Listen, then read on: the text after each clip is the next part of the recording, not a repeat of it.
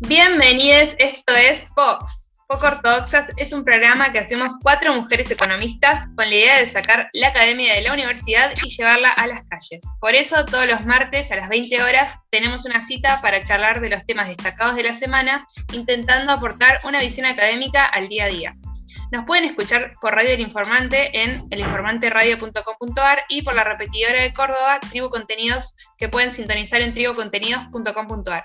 Y si no pudieron escucharnos en vivo, recuerden que subimos cada emisión en formato podcast en sus plataformas favoritas, así que no se olviden de buscarnos y también en YouTube. Como cada martes, tengo el gusto de presentar a las co-conductoras de este programa. Buenas noches, Ana Laura Jaruf. Hola, buenas noches. Buenas noches, Pía Garavaglia. Buenas noches.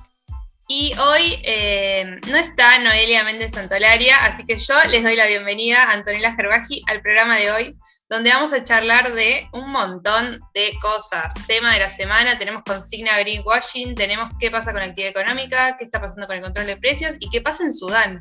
O sea, un programón que no se pueden perder y encima... En el segundo bloque vamos a tener una entrevista con Walter Sosa Escudero. Así que hoy es un programa para archivar y alquilar balcones. ¿Qué les parece si arrancamos con la consigna? Dale. Hoy el concepto que les traigo es el concepto de greenwashing. El concepto de greenwashing, bueno, se pueden deducir algunos que sepan inglés que son 2 palabras. Por un lado green, que es verde, y washing, que es lavado. Este término es utilizado para identificar a las malas prácticas que algunas empresas tienen cuando presentan un producto o alguna propuesta que se vende como respetuoso con el medio ambiente y en realidad no lo es. Muchas empresas utilizan estas técnicas y estrategias del marketing verde y nos venden una idea que en realidad por detrás tiene algo que no es tan claro, ¿no?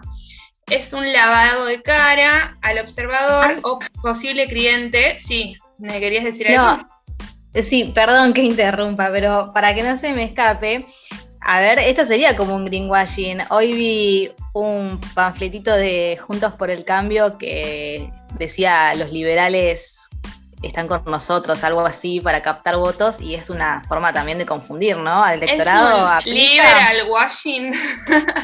Claro. Un liberal washing, puede ser. Mira, hay un montón de estas ideas, ¿no? Si vamos a hablar primero como un ejemplo de greenwashing en las ventas de las empresas, a veces, por ejemplo, aparece una propaganda de un producto, por ejemplo, un producto de limpieza que se empieza a relacionar te ponen imágenes de naturaleza o frescor, flores, ¿sí? Ponele en un comercial, pero para la producción contaminan, no sé, 2.000 toneladas de agua, ¿entendés? O contaminan los ríos cercanos a las empresas. Pero en la publicidad te ponen florcitas y están en un campo verde todo perfecto, ¿sí? Básicamente venden humo. Claro, o por ejemplo, estamos hablando de una marca de, no sé, por ejemplo, cereales, que te muestra que para una vida sana tenés que consumir cereales, pero están producidos con 50 toneladas de azúcar, ¿entendés? Eso sería un ejemplo de estos lavados de cara, que en realidad nos están vendiendo humo. Como bien contaba Anita con su ejemplo en la política, aplica a no solo empresas y el sector privado, sino también puede haber estos lavaditos de cara en otros sectores. Pero bueno, quiero pasar directamente a la consigna que quiero preguntarle a nuestros boxers, a nuestros oyentes, ¿en qué venden humo ustedes? Y a las POCs también quiero saber. Yo, si quieren, empiezo con un primer ejemplo de vendida de humo, que no es mi caso, cabe aclarar. No, y sí, no es mi caso, no es mi caso. Pero hay muchas parejas en las redes que se venden como, ay, si es el amor de mi vida, te amo, bla. Y todos sabemos que por detrás hay cada cuernito que, mamá. Ese es el cuerno washing que se me acaba de ocurrir a mí. Yo tengo la hipótesis de que cuanto más publicaciones in love hay, peor es. Hay que hacer un análisis de correlación con eso, ¿eh? Sí, podríamos hacer una tesis. Claro, no solo con relaciones, también conozco gente que publica, no sé, una foto en el gimnasio o comiendo un yogur con cereales, haciéndose el o la fit, y es una vez que comes y no es caso en el año, o sea. Claro, señora, a la noche se clava unas papas fritas con huevos fritos. Claro. Mi caso particular, obviamente no tiene nada que ver con esto, pero sí, me gusta llamarlo más lindo, que es soy un optimista del tiempo. ¿Qué quiere decir? Siempre llego tarde a todos lados. O sea, siempre digo que pienso que en 15 minutos hago lo que en realidad hago media hora. Siempre me como un par de puteadas a consecuencia de eso, pero... Pero te estás autoengañando, te vendés humo a vos misma, Pi. Sí, es un auto-boicot. Pia washing, ahí te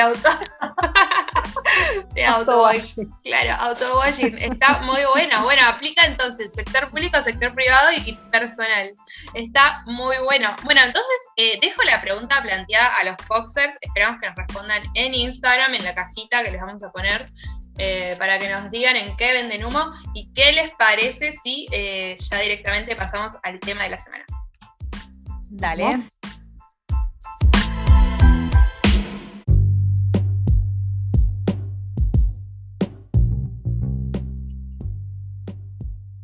Como dijo Anto recién, pasamos al tema de la semana, que estuvo bastante candente. Bueno, si bien hubo varios indicadores que salieron, pero bueno, el que más llamó la atención, que no es un indicador, sino una medida, fue la que salió de la Secretaría de Comercio anunciando el congelamiento de precios de casi 1.200 o 1.400 productos. Creo que no, o sea, pareciera ser que no consensuó totalmente con los empresarios, porque salieron varios de estos a hablar de que la medida era contraproducente y que podría llegar a disminuir la oferta, y se generó, bueno, un ida y vuelta entre el gobierno y los empresarios. Lo cierto es que justamente la semana pasada salió el índice de precios mayorista, que arrojó que en septiembre del 2021 hubo un alza interanual de 59,5%, y recordemos que el índice de precios al consumidor fue de 52,5% en el mismo periodo. Entonces, en mi opinión, ya me quería poner a analizar, la realidad es que hacer controles o tomar medidas en un eslabón de la cadena, por supuesto que es el más delicado porque es el que afecta al bolsillo de todos, pero digamos, no creo que sea lo más atinado, porque si a vos te obligan a vender a un precio, pero tenés los costos que te siguen aumentando, bueno, ¿puedo? Va a haber empresas, sí. ¿Puedo intervenir en eso? Porque yo escuché que muchísimos de los supermercados se quejaban porque esto está como a un pasito anterior al supermercado, este acuerdo, o sea, con los productores sería, ¿no, Ana? No, pero son los controles, o sea, los precios congelados. Sí. Afectan al precio que tiene que vender el supermercado, sobre los precios finales, digamos. Los costos mayoristas, los precios mayoristas siguen su rumbo. Claro, pero lo que pasa en la cadena de valor no están alterados, digamos. Claro, o sea, en todo lo que es la cadena de valor, se están poniendo controles en una parte de la cadena, que es la última. Claro. No están controlando todo. Entonces, es lo que sucede también, a ver, cuando a veces se toman medidas en el comercio exterior, ya sea porque suben los precios o lo que sea, que hacen alguna retención. Para atrás, digamos, las cosas funcionando con, llamémoslo, con la ley de oferta y demanda, entonces vos generás un desequilibrio en la cadena, y quieras o no, sale un sector más perjudicado que el otro, en este caso los minoristas. Correcto. Ani, te hago una consulta con eso. Esto también es porque los supermercados son los que pueden tener quizás más no sé si palanca, pero más margen para justamente toquetear el precio, o nada que ver. ¿Que el gobierno tome una medida sobre los supermercados? Claro, como recién decimos que lo que pasa de la cadena de valor, o sea, de acá para atrás, no está tocado, ¿no? Pero capaz es porque este control puede ser sobre los supermercados, porque son los que tienen más margen para subir, bajar precio a medida que con el diario del lunes, digamos. No, de hecho no son los que tienen más margen, no son los que forman el precio. Se toma sobre este sector porque es el sector con el contacto directo con el consumidor, en realidad, pero no son justamente ni los que tienen más margen. Por supuesto que después puede haber casos, yo tampoco soy empresaria ni voy a poner las manos en el fuego por nadie, puede haber casos de alguno que cobra un poco más caro que otro, o quizás el vivo, lo que sea, pero los costos que tienen el canal minorista también es alto. Entonces, es como un poco, hasta pensándolo en el mediano plazo, si uno quiere, no sé, aumentar el empleo, aumentar la inversión, aumentar esto, aumentar lo otro, bueno, de alguna forma esta medida lo que puede llegar a provocar es una caída de la rentabilidad. Entonces, a menor rentabilidad te cuesta más pagar más salarios, o te cuesta más contratar gente, o te cuesta más lo que fuera. Con lo cual, qué sé yo, en mi opinión, hubiese estado bueno que haya como una negociación un poco más hablada, que se involucren otros actores de la cadena, porque esto, digo, uno puede suponer un montón de cosas, pero cuando vos ves los precios mayoristas y los minoristas se están moviendo por arriba de los minoristas. Siempre que pase eso, lo que a vos esto te tiene que sugerir es que el minorista está perdiendo rentabilidad, porque está comprando un precio mayor de lo que está vendiendo. Ajá. Entonces, bueno, hay que ver qué pasa, cuánto se sostiene. Pero bueno, es complicado. Y también es complicada otra medida que pasó súper desapercibida y que tiene que ver con la distribución del ingreso. Y se mostró que en el último año la participación de los asalariados bajó del 49% al 40%, mientras que aumentó el excedente bruto de explotación, que sería la ganancia de los empleadores, digamos, de las empresas. Uh-huh. Con lo cual nos está mostrando también una situación que la venimos viendo quizás a través de otros indicadores, que tiene que ver con el bajo ingreso de la población, con la pérdida de poder adquisitivo, con la pobreza, y acá esta es otra forma también de verlo, cómo esta pandemia está agrandando las desigualdades y están perdiendo participación en el PBI los trabajadores, con lo cual, bueno, parece súper grave. O sea, se entiende la preocupación del gobierno sobre los precios, pero bueno, hay como cuestiones, me parece, súper estructurales que no creo que se atiendan atacando una consecuencia, quizás. Hay que ir como un poco más profundo. Bien, pero toda esta pérdida en términos de distribución del ingreso es algo que se viene analizando hace décadas. Es como que es algo estructural, como decís, Anita. No, es algo que no cesa. Sí, totalmente. Es muy complicado el tema, pero bueno, vamos a ver ahora cómo siguen las próximas semanas, elecciones mediante. Pero bueno, también está complicado en otros lugares del mundo, ¿no es cierto? Muy complicado en otros lugares del mundo. Hoy particularmente me pareció bien hablar del caso de Sudán, que es el más trágico, si se quiere, en el cual el pasado 25 de octubre, es decir, ayer, el país sufrió directamente un golpe de Estado. El ministro de Información anunció que tanto el primer ministro como otros dirigentes fueron detenidos por el ejército, y acto seguido el cabeza, digamos, del ejército, el teniente general Abdel Fattah, no sé si lo estoy diciendo bien, anunció la disolución del gobierno declarando estado de emergencia. Esto igual no es algo como que viene de repente, ¿no? Ya vienen crisis sucesivas, Sudán hace bastante, y además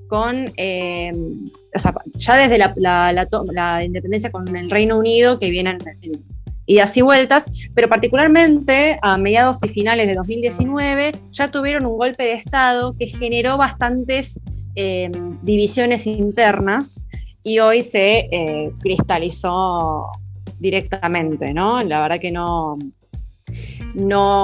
se espera que esto se solucione pronto, ya venía gestándose. De hecho, hay muchas acusaciones sobre investigadores y también gente del Poder Ejecutivo que vienen diciendo que la Junta Militar viene ya como caldeando un poquito el asunto, intentando generar este conflicto interno. Este conflicto interno es entre justamente las alas más conservadoras, que quieren un golpe militar, y a las que son las que hicieron este primer intento de golpe y que hace otros años destituyeron al primer ministro que estaba anteriormente, con lo cual Sudán vive, digamos, una crisis política, ¿no? No tiene paz. No tiene paz, claro, no tiene gobernabilidad, lamentablemente. Con lo cual, en este momento están en estado de alerta, tanto la ONU como el PNUD, la UNESCO están intentando colaborar. Estados Unidos también ya hizo su anuncio de cortar la ayuda en caso que no se detenga el golpe militar, eso es historia repetida. Sí. Pero la verdad que es una situación que viene bastante complicada, porque encima, ante el golpe militar, la población se empezó a manifestar. y eso generó disturbios bastante complejos, manifestaciones violentas, y ya sabemos que a veces lo que son las juntas militares tienen una mano bastante dura con este tipo de incidentes. Uf, así que... panorama muy complicado. Panorama muy complicado, y hay que ver también cómo evoluciona en las próximas semanas, porque encima son áreas en las cuales, si se quiere blindar mediáticamente, se puede hacer, ¿no? África a veces es medio víctima de estas cuestiones de la desinformación, y sobre todo cuando empiezan a ser intervenidos, ¿no? Pero bueno, igualmente yo creo que Estados Unidos hoy perdió la mira un poquito de ese tipo de casos. Ya lo hemos hablado con el hermano de Ana, de cómo Estados Unidos se fue alejando de los países africanos y asiáticos. Sí, ¿no? Como una especie de repliegue, más mirando hacia el ombligo que queriendo ser la policía capaz de todo el mundo. Sí. Más mirando hacia el ombligo, incluso a lo que es América Latina, que perdió bastante injerencia. Así que bueno, veremos cómo viene la situación. Esperemos que se recupere pronto, al menos lo que es el clima de violencia, ¿no? Porque los que sufren son los ciudadanos, sus habitantes, exactamente. Correcto, y que haya democracia, si se puede también. Pidiendo, ¿no? Ya que pedimos que por lo menos esté un poco mejor. Exactamente. Ese tipo de regímenes son muy violentos, y la verdad que no sería una pena que se sostenga esa situación. Así que bueno, esperemos que esto mejore y que podamos dar mejores noticias en las próximas emisiones. Anto, si querés podemos ir al Abro Hilo. Dale.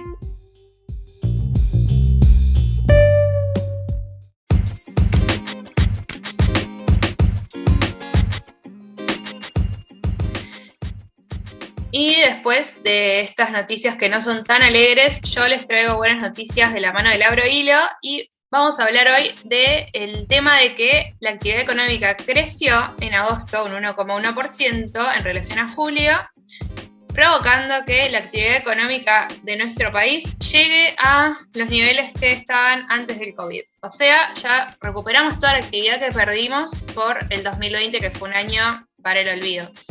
Esto quiere decir que en comparación interanual con respecto a agosto del 2020 tenemos un 12,8% de recuperación, ¿sí? Y en los primeros 8 meses del año la economía argentina registra un alza de un 10,8% frente al 2020. Así que bien, hay que festejar. Al final puede ser que se cumplan esos 8 puntos del PBI de crecimiento que propuso Guzmán. Son buenas noticias, la verdad que volver al nivel pre-COVID es una gran noticia. Igual no nos olvidemos que en febrero de 2020 no estábamos en el mejor de los mundos tampoco, veníamos con una economía que no crecía, pero son una buena noticia. A mí la verdad me sorprendió, pensé que íbamos a tardar un poquito más, no sé si las POCs coinciden conmigo, así que estoy de festejo, una buena noticia. Qué bueno que nos alegraste un poquito. Levantándola. Sí, pero bueno, para ilustrar esto que les estoy contando, esta noticia, vamos a leer un tuit de Culfas, el secretario de Industria, que dice: la industria y el comercio han sido dos grandes impulsores de la recuperación y hoy se encuentran notoriamente por encima de 2019. Pero a la vez, los sectores más castigados por la pandemia, como el turismo, la gastronomía y la cultura, empezaron a reactivarse fuerte. Esto dice Culfas, y la verdad que eso sí es coincidente con el informe que publicó el INDEC, que dicen que la activación económica vino de la mano de la industria y el comercio. Después, Culfas agrega que el panorama de septiembre y octubre es positivo y augura una continuidad en la mejora. La industria creció 1,4 mensual en septiembre y 14,7 contra septiembre de 2019. Y el turismo también está repuntando de la mano del previaje y la mejora sanitaria. Así que bueno, aparte de traerle buenas noticias, les traigo buenas noticias para el futuro, porque de la mano de Culfas dice que en septiembre y octubre sería también positiva esta reactivación. ¿Podríamos cerrar un año con más de un 8% de crecimiento en PBI? ¿Quién te dice? Tasas chinas. Pero no sabemos, no nos adelantemos. En realidad, sí. Perdón, pero decían que sí, que es probable. O sea, porque ahora se viene una reactivación del lado de todo lo que es servicios, turismo, gracias al clima, al avance de la vacunación, al fin de las restricciones. Y un incremento del gasto importante también, ¿o no? Sí, pero hay que ver cómo termina, porque decían que a pesar de ese aumento del gasto efecto que se empezó a generar con las últimas medidas, de todos modos podrían llegar a terminar el déficit como lo habían presupuestado, entonces quizás tampoco se desbande tanto. E incluso, y esto lo dijo un entrevistado nuestro, que soy fan y escucho siempre su Economía en 3 minutos, dijo que incluso Guzmán quedaría con 1% de arrastre para el año que viene. O sea, muy bueno. Mencionémoslo. Andrés Gorestein. Yo lo escuché hoy. Lunes a la mañana de Economía en 3 minutos, siempre. Pero bueno, paréntesis, siempre, es como un ritual. Pero sí, acordémonos que Guzmán le da bola a los números de la macro y confiamos en su criterio. Pero bueno, ojo, porque el crecimiento también trae cosas, ¿no? Y más en Argentina. Voy a leer un tuit de Lorenzo Sigot Gravina, que me parece muy importante, que dice: el EMAE desestacionalizado de agosto muestra que el nivel de actividad finalmente alcanzó niveles prepandemia en Argentina. Esto es una excelente noticia, pero me pregunto si la presión cambiaria y refuerzo del cepo puede cortar la tendencia alcista. ¿Y de qué estamos hablando acá? Estamos hablando de nuevo de la restricción externa. Acordémonos que Argentina, cada vez que crece, ¿qué necesita, chicas? ¡Dólares! Y también necesitamos dólares para pagarle al FMI. O sea, se nos achica esa restricción, se nos viene más abajo. Tenemos que ser muy conscientes que crecimiento implica también más dólares, más necesidad de dólares, porque ¿qué pasa? Claro, la industria para producir necesita importar cosas en la gran mayoría, ¿no? O sea, maquinaria, materia prima. Esos dólares son necesarios. ¿Y qué pasa si el Banco Central te cierra el grifo? Se hace un cuello de botella y no pueden crecer. Igual hoy en día tenemos una capacidad instalada importante sin estar utilizada, así que bueno, hay que ver en la balanza cómo pesa todo esto. Pero sí es una realidad que hay que ver, y como vimos esta semana que pasó la anterior, el viernes el dólar blue estuvo bastante caldeado y casi cierra en 200 pesos. Esto también provocó mucho debate, pero también mucha gente se acordaba de cuando el año pasado cerró en 200 pesos. Y voy a volver a citar a Andrés Gorestein, nuestro amigo, que dijo: esos 200 pesos del año pasado no son los 200 pesos de este año, y tiene razón. Así que bueno, hablando de verdes y de dólares y de crecimiento, quiero saber si Pía tiene pensado algún tema musical que podría combinar con este cóctel. Y yo creo que celebrando los 70 de uno de nuestros ídolos nacionales y este miedito que tenemos siempre con el verde, me parece que es obvio, ¿no? Vamos con No me dejan salir, de Charly García, y por favor, feliz cumpleaños atrasado. Dale, vamos. Ídolo.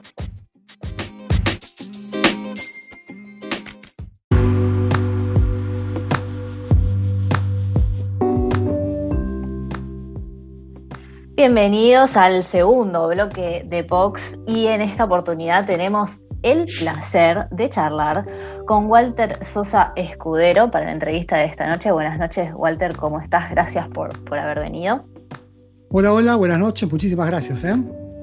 No, gracias a vos. La verdad que Walter es un tuitero muy reconocido en el mundo de la economía. Tiene muchos adeptos, de hecho lo pidieron especialmente en las redes. Pero bueno, vamos a hacer una introducción formal. Es PhD en economía de la Universidad de Illinois y licenciado en economía por la UBA, y se especializa en econometría y estadística aplicada a cuestiones sociales, además de ser un músico excelente y muy creativo. Bueno, vamos a lo nuestro, porque a mí lo que me llamó mucho la atención cuando estaba haciendo la búsqueda para la entrevista, como fuiste pedido, es que uno de los últimos libros que escribiste tienen que ver con Borges y la Big Data, y me resulta una asociación sorprendente y muy interesante, porque yo en particular no soy una gran lectora de Borges. Anita, que hoy no está presente, sí lo es, pero de escuchar, tengo entendido que se lo asocia más a cuestiones relacionadas con dilemas de la existencia, laberintos existenciales también, algo más filosófico, y no sé cómo entra a la obra de él el tema de los datos y la Big Data. Así que me gustaría que nos cuentes primero un poco, para definir a la audiencia, qué es la Big Data, y después cómo podemos relacionarla con Borges. Buenísimo. Varias cosas. Primero, Big Data es muchos datos. A ver, Big es grande, Data es datos. Big Data es muchos datos. Y francamente, a esta altura del partido, andar dando una definición más precisa que esto, me parece que es casi una pérdida de tiempo, porque lo que es interesante, me parece, es guardar este podcast y hacernos esa pregunta de acá a 10, 15 años, cuando nos demos cuenta realmente dónde estaba la contribución de los datos. La gente tiende a pensar que lo de Big Data, la contribución de Big Data tiene que ver con la masividad, ¿no? Básicamente lo que explica la masividad de los datos tiene que ver con esto de las huellas digitales, ¿no? Que mientras nosotros estamos grabando este podcast, si tenemos las computadoras abiertas o los celulares abiertos, estamos generando datos a un volumen y a una tasa como en nuestras vidas hemos visto. Entonces, la idea de Big Data tiene que ver con ese mecanismo, digamos, automático, un tanto pasivo de creación de datos. Cuando digo pasivo, digo en contraposición con una encuesta, con un experimento, en donde hay todo un protocolo para hacer una encuesta, relevarla, pedirle a la gente si quiere participar o no, misma cosa con un experimento. Entonces, Big Data, insisto, lo que más llama la atención es la masividad, ¿no? Pero posiblemente lo que nos llame la atención de acá unos años de Big Data no es tanto la masividad, sino que Big Data nos da información que antes no teníamos. Entonces no es, antes teníamos poco, ahora tenemos mucho, sino antes no teníamos nada, ahora por lo menos tenemos algo. Entonces a mí, más que hablar de Big Data, me gusta hablar de algo así como New Data, ¿no? En particular en lo que se refiere al comportamiento de las personas, ¿no? Eso es Big Data. Borges, Borges es un escritor circular. ¿Qué quiero decir con esto? La literatura de Borges no empieza en ninguna parte ni termina en otra, ¿no? Lo interesante de Borges, más que la lectura, es la relectura. Y cuando uno lee muchos cuentos de Borges, pero en particular cuando uno relee la literatura de Borges, se da cuenta que hay ciertos temas que son recurrentes, casi de una forma obsesiva, ¿no? Yo qué sé, el infinito, el destino, la tensión entre la realidad y sus representaciones, un montón de cosas que aparecen casi en todos los cuentos de Borges, ¿no? Entonces había dos cosas que me llamaban la atención en relación a la pregunta que me están haciendo. Uno, la idea de infinito. O sea, la idea de infinito en Borges es recurrente, aparece en un montón de cuentos, poemas, etcétera, etcétera. Y convengamos que la idea de Big Data en cierta forma nos mete cerca de esa noción de un proceso que crece indefinidamente. Entonces, un nexo con la literatura de Borges tenía que ver con la recurrencia casi obsesiva del infinito en la literatura de Borges. El otro tema que es común a Big Data, y en particular lo que yo hago, que es más estadística, tiene que ver con la tensión que hay en Borges entre la realidad y sus representaciones. Un tema que da vuelta en toda la literatura de Borges es ¿qué es más real? Si la realidad o las cosas que uno elucubra acerca de la realidad, ¿no? Y ese es el tema central de la estadística. La pregunta central de la estadística es ¿qué es lo que tiene más entidad? Si los datos o aquello que los datos quieren sugerir, ¿no?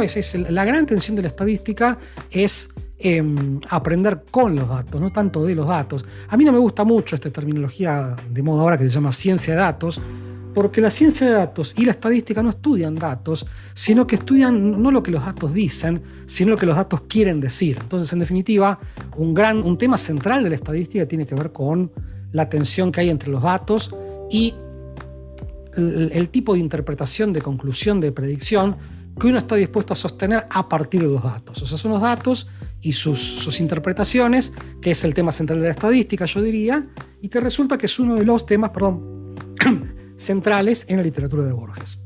Sí, totalmente. Bueno, ahora que me decís esto, me das el pie para el segundo libro que te estuve chusmeando, del Big Data, un manual para conocer la ciencia de datos, que invaden nuestras vidas. Y hablando de esto del infinito, y esto de que se producen una cantidad de datos impresionantes, más que en toda nuestra historia, me parece interesante verlo desde el punto de vista de la estadística, porque por lo general el truco no es tener muchísimos datos, sino los suficientes para que sean representativos. Entonces, ¿cómo se hace para que todos esos datos que estamos produciendo se puedan procesar y producir algún tipo de información o algún tipo de interpretación, como vos estabas diciendo? Mira, es una muy buena pregunta, pues justamente el métier de la estadística es intentar sacar la mayor cantidad posible de información de unos pocos datos, en el sentido de que si yo tengo una cacerola con 5 litros de salsa, me parece que cualquier persona se dio cuenta que para saber si la salsa está salada, yo no necesito tomarme la salsa entera, que me alcance y me sobra con una cucharadita, en un contexto, vamos a decirle, correcto. Básicamente, en el contexto en donde me alcance y me sobra comprobar una cucharadita de salsa para ver si está salada, es, por ejemplo, si la salsa está bien revuelta. O sea, si la salsa está bien revuelta, yo meto la cucharita en cualquier parte y pruebo. Obviamente, si la salsa está mal revuelta, si yo meto la salsa en un lugar, me voy a dar cuenta que tiene más sal o menos sal de acuerdo a donde yo metí la cucharita. Entonces, justamente la prescripción de la estadística es, mirá, si vos no tenés ganas de tomarte 5 litros de salsa y querés que funcione a los efectos de ver si la salsa está salada, probar con una cucharadita, la receta de la estadística es revolver bien, después meter la cucharita en cualquier parte, probá. ¿Está bien? Sí. Pero fíjate que todo a la larga, la respuesta a lo que vos me estás preguntando tiene que ver con que uno tiene que tener la pregunta correcta. ¿Está bien? La pregunta correcta acá, en el caso de la salsa, que es un ejemplo bastante burdo, es, mira, yo quiero saber si está salada, entonces la estadística ahí te prescribe una receta. Dado que vos tenés una pregunta, te dice revuélvela bien, y después sí mete la cucharita en cualquier parte, ¿no? La analogía, insisto, puede ser una tontera, pero fíjate que exactamente lo mismo pasa con el índice de precios, ¿no? Insisto, vos, ¿qué querés hacer con el índice de precios? No quiero medir la inflación. Entonces, bueno, lo que hace la teoría económica, la estadística, es darte una especie de receta para decirte, mirá, deberías relevar esta cantidad de precios en estas condiciones, revolverlos bien, que significa no dejar ningún sector obvio afuera, ni sobre representar otros sectores, y después, no sé, saca promedio, por ejemplo, ¿está bien? Pero en definitiva, para mí la madre de la pregunta que vos me estás haciendo, cómo podemos procesar, cómo podemos estar seguros, es primero hacer una pregunta concreta. La estadística, yo lo digo en mis libros, ¿no? A mí no me parece que la estadística sea buena o mala. En todo caso, la estadística es útil e inútil. Y cuando la estadística tiene que ser evaluada en términos de su utilidad, es porque yo tengo que decir de antemano qué me propuse, ¿no? Si vos me preguntases qué opinás del martillo, yo lo primero que voy a intentar preguntarte no es de las características del martillo, sino de qué querés hacer con el martillo, ¿no? Y si vos me decís, mira, quiero clavar un clavo, ok, te voy a dar mi opinión, pero si me decís, quiero destornillar un tornillo, te voy a dar otra opinión, ¿está bien? Para el mismo martillo con las mismas características. Entonces a mí me cuesta mucho hablar de Big Data, Machine Learning, si funciona, si no funciona, porque la primera pregunta que yo voy a querer hacer es ¿qué querés hacer con eso? Entonces, en ese contexto, y lo que yo cuento en el libro, es que para ciertas cosas Machine Learning, Big Data anda fantástico, es impresionante. Para otras cosas anda más o menos, y para otras cosas no anda, y me atrevo a decirte, y esto es polémico, y no va a andar nunca. Wow. Es una gran frase, Walter. Y sabes que también me hace pensar que importa también en manos de quién caiga la herramienta, ¿no? Sí, como toda herramienta, ¿no? Me parece que justamente el ejercicio de poner las preguntas por delante de cualquier cosa, de plantear preguntas correctas y relevantes, lo que hace es quitarle espacio a ese componente, si se quiere, espurio, tramposo, antiético, de que uno, como se decía en una época, tortura los datos y eventualmente los datos dicen lo que uno tiene ganas de escuchar, ¿no? Que me parece una imagen macabra en un país tan tocado y que nos ha dolido tanto la cuestión de la tortura, ¿no? Pero en definitiva la imagen es esa, ¿no? Entonces, te pongo un ejemplo concreto, ¿no? Suponete el problema de la medición de la pobreza, ¿está bien? Una cosa es medir la cantidad de pobres que hay en una región en un periodo. Eso es un problema. Y otro problema es ver si la cantidad de pobres en una región está cambiando. O por ejemplo, si yo puedo comparar la cantidad de pobres que hay en una región con respecto a la otra, o en un periodo con respecto al otro. ¿Está bien? Son dos preguntas completamente distintas. Es muchísimo más difícil contar los pobres que medir la evolución de la pobreza o hacer comparaciones. ¿Está bien? Entonces, cuando hablamos de medir la pobreza, yo antes te voy a querer preguntar, ¿qué querés hacer con la cifra de pobreza?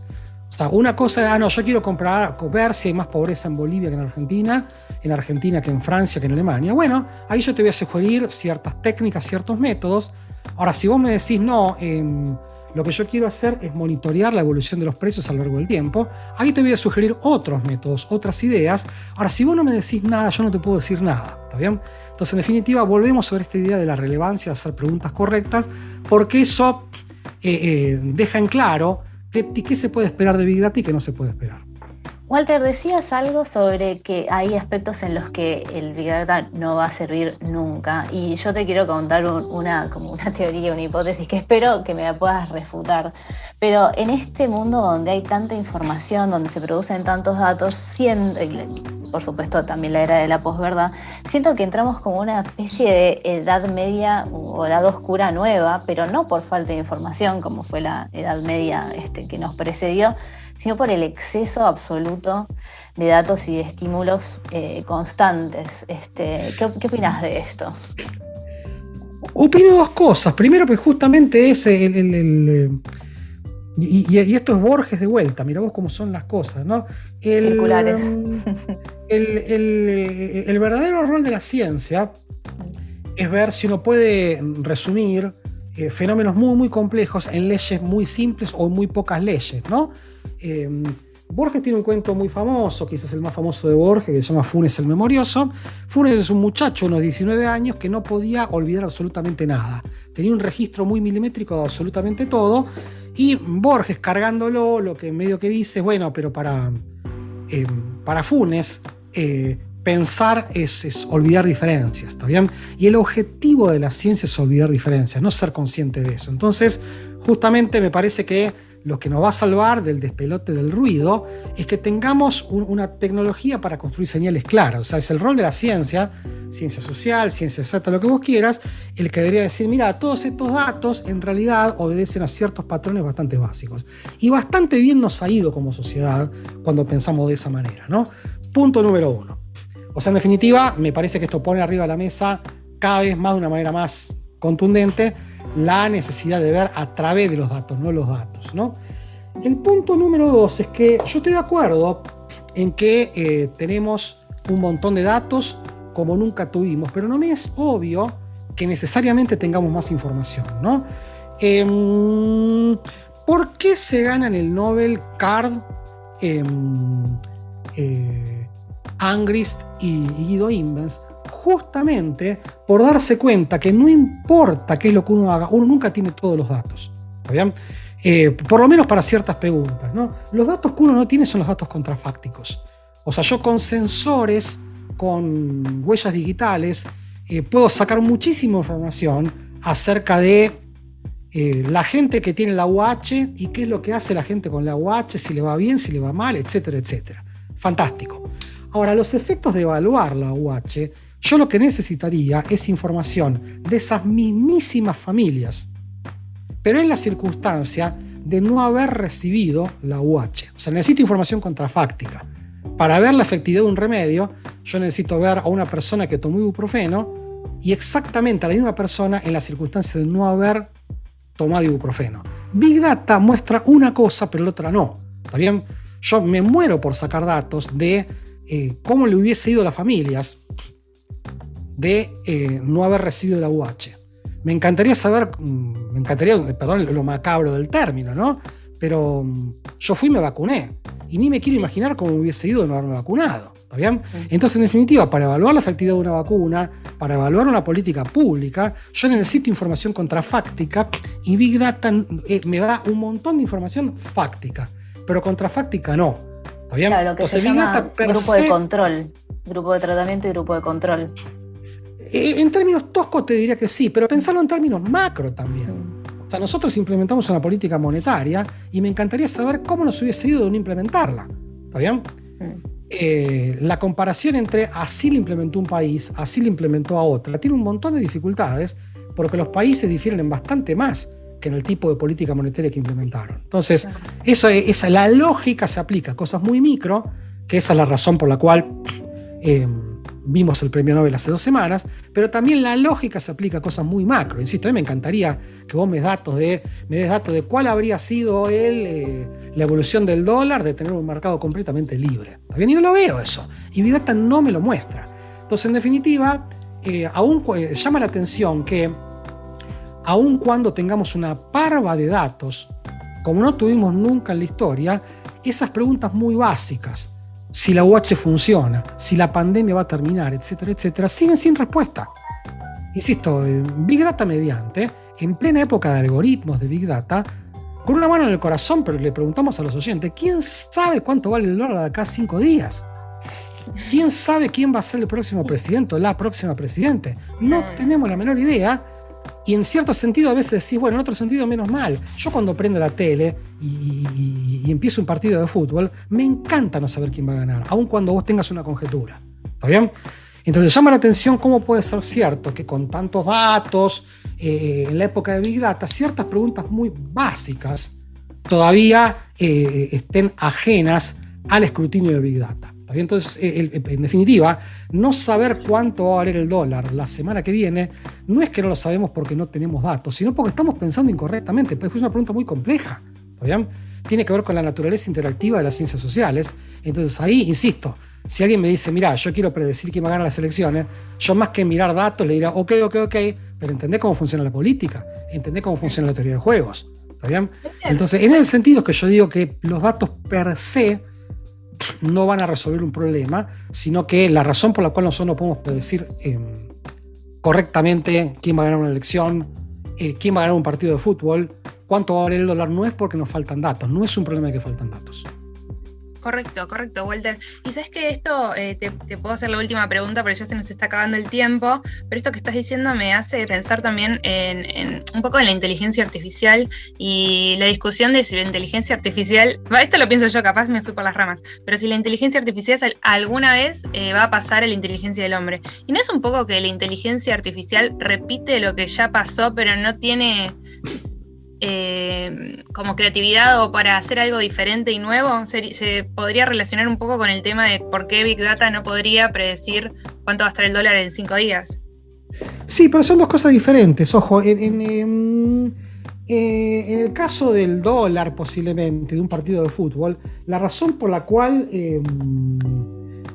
es difícil predecir cuando no es imposible es porque el resultado de equilibrio, perdón el tecnicismo, no me maten, es una variable aleatoria.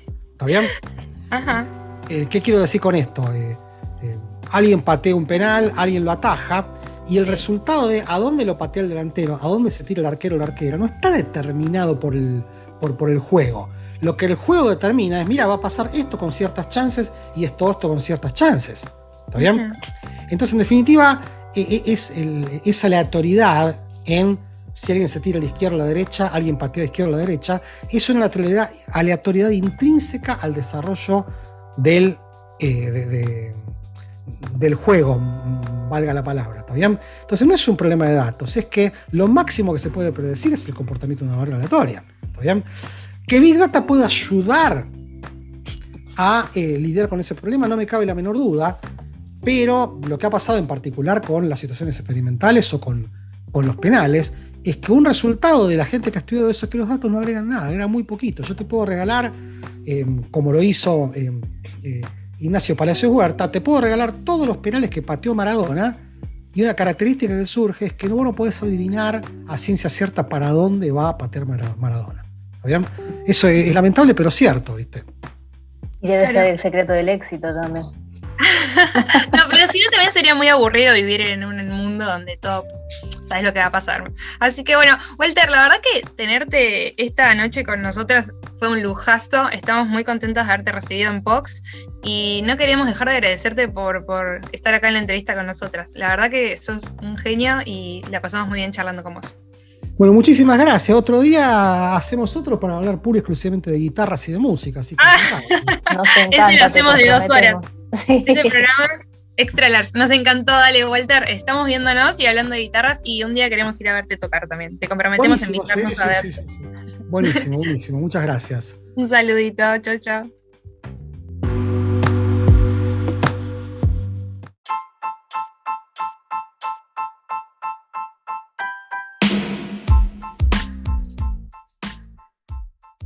Y cerramos con My Number de Falls, de Mazo. Chicas, qué programón, por favor. Qué flor de entrevistado que tuvimos.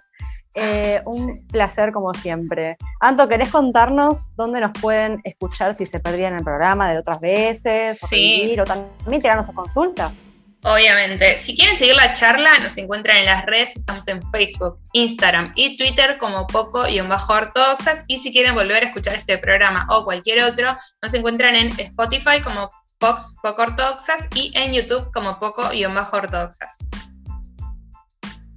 Buenísimo. Muchísimas gracias, Tanto. Muchísimas gracias, Ani. Un beso enorme a Noé, que la tenemos de vacaciones. Esperamos recibirla pronto de vuelta. Y saludo a nuestros Foxers. Buena semana y nos vemos la semana que viene. Chao, chao. Adiós.